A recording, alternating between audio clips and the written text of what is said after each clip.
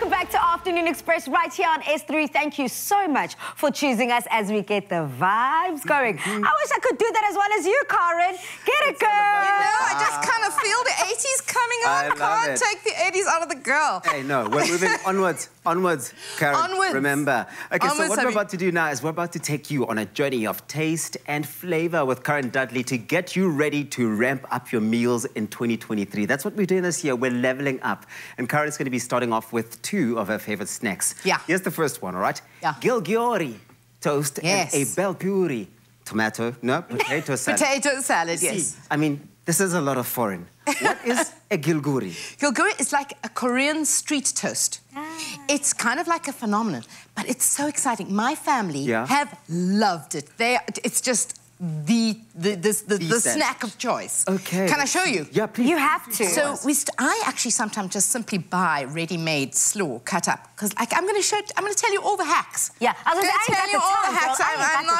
I'm not ashamed. I'm not ashamed to tell you about all the hacks. So I've got some cabbage, I've got some carrot, and spring onion. Very important. Whenever you have spring onions, you know you're in an Asian situation, right? We're going to have a little bit of sugar. Is this sugar or salt? I think it's sugar. Yeah. So now I'm going to mix a little bit of salt in here. So we've got basically like a little veg mix, a little slaw mix almost, and then we're going to crack some eggs.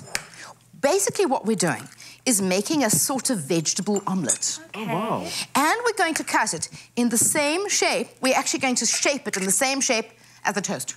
Got you. So, I mean, for myself, Karen, I've been privileged enough to visit South Korea, and I'm very familiar with their omelette, their normal traditional omelette that you dip in the soy sauce and all of that. Yes. But I have never experienced a Gilgeori toasted sami. So this is a nice way to kind of flip it on its head and also expand our recipe knowledge. Exactly. I know that this is obviously Korean-inspired. You and Bhel have both had the privilege of tasting it there, but I know that you also always add that Karen Dudley twist. What's the twist here? The twist here is a little bit of jam on the side of the toast for sweetness, and a little bit of oyster sauce for like some deep... Oh, gosh, have we got this going? So you got jam on the one. Jam on the one side. And then? And then you're putting over some oyster sauce. Wow. Look here how I'm going to make. I'm going to make a little shape of omelette. Cooperate with me now, guys, because we're on the TV. Here we go. Okay, so it also kind of... So I'm making a little squeezy thingy over here. The flame is quite high. We turn it down a little bit. Oh, yeah, there we go. I'm imagining some chili there, some fresh chili that you could do chili. This is the thing with everything. You can pump things the way you want to pump them. You make it the way you want to do it. That's my kind of dish. I'm gonna add a little bit of butter in here. Add that butter. Tabzi, what I also love about this recipe is that it's the perfect balance of sweet and savory. Yes. That's my kind of meal. Yeah. You know, Also I love crunch. myself. And crunch. And crunch. Texture. From the toast. We're forgetting the most important, probably, the fact that you are throwing in some vegetables there. So the kids, we're scamming them a little bit. So nice. It's a nice little hack. I love it. Now, Tabzi, what are you doing on your side? You seem to be chilling, bro. I mean... Okay, I would like you to put some potatoes in there. Potatoes go in. Great. I'd like you to mix these two, about 3 tablespoons of this into that mixture over there. This is yogurt, eh? That's yogurt. No, Oh, separate bowl. Okay, so our yogurt... While our goodies are... So show us more shelu, Tabi. So yo, Tabzi, one job, my brother, one job. That's a little bit of chutney that you're adding into that yogurt. We're going to make a little dressing, like a little chutney yogurt dressing. So rich. I mean, this is called a Bhel Puri potato salad. Can you just tell us a little bit about that over there? Bhel Puri? The Bhel Puri is kind of very much Indian-inspired, often kind of eaten at Indian railway stations as a snack. But we have just taken all this colour and all this crunch and all this delicious flavour and layered them up. And finishing it off with that sev over there. But now tell me what happens now. The slangertjes. You know slangertjes. Do you know slangertjes? What are they? Is the slangertjes are made with like a chickpea. Chips. Yeah, they kind of... You'll find it in most cafes. I want to come over and have a look and just sandwich myself between... No ways, is this what they call slangertjes? Slangertjes, yes. What do you call them? No, can I tell you, so being born and raised in Durban, we have these, we snack on them every opportunity we get. They're almost in any kind of authentically Indian shop, whether it's a spice shop or whatever. But I just call them snacks. Yeah. You can call them snacks. Okay, so we're going rather Indian-inspired when it comes to that. Yes, you're doing so well. Now, and then we're also going Korean. Yes. You put that back down. Yeah, we're all over the world. Toss gently together. Okay, gently. And maybe a little bit of salt and pepper in there. Can you manage that? Yeah, sure. I can do that for you. And here you've already got back your here. I've got my powdered bread, sugar on my thingamajiggy. Now I need a bit of jam on the other side.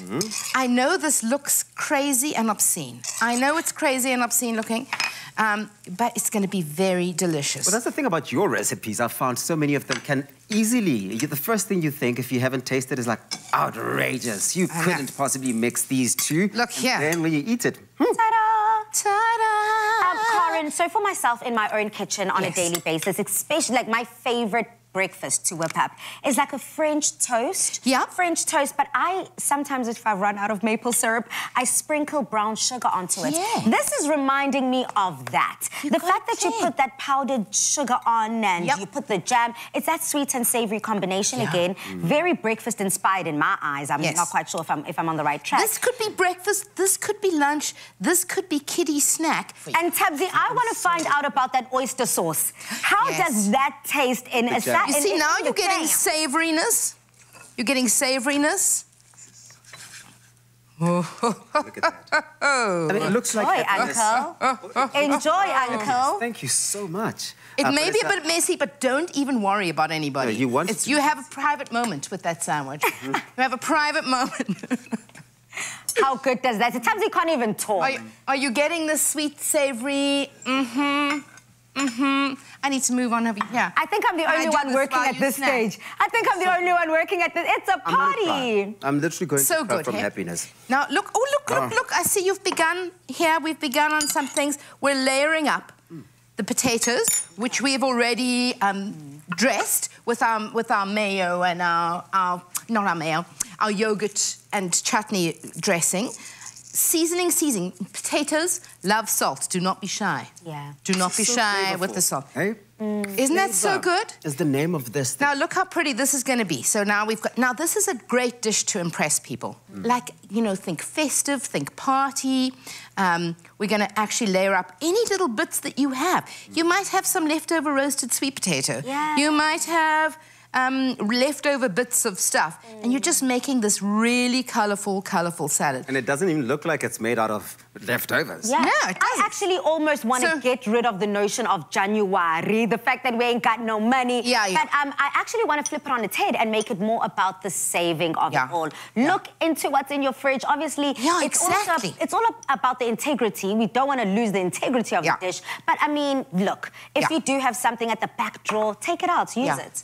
And guys, what's actually happening is layering. We're layering it. We've got a base of potatoes. Anybody with a potato, you suddenly have a serious salad, right? You have, again, we've got leftover beetroot stuff. Again, any leftovers. But, of course, you want the crunch of the red onion and the colour of the red onion speaking to each other. Yeah. And then you could just keep layering and keep layering. But for our purposes, we're just going to do this. And then, finally... Let's do another little bit of salt because we don't want people to be under-seasoned. Well, you have to do it with love, even though it's such a simple recipe. And here we go with the slange cheese. Isn't that fun? Lots of fun. Yeah. Now you've got crunch and flavour. South Africa, I just have one word to say, and that is... New word. There we go. Love it. My mind is blown. Well, just like that, we've whipped up a flavour sensation. And if you want to get the recipe, go into afternoonexpress.co today. Stay tuned as well, because Karen is going to be sharing 2 ways to zoosh up broccoli, which Palesa really does love. You're going to catch that. And this is so yummy. My word, Karen. Good, hey? You get all that flavour packed in there.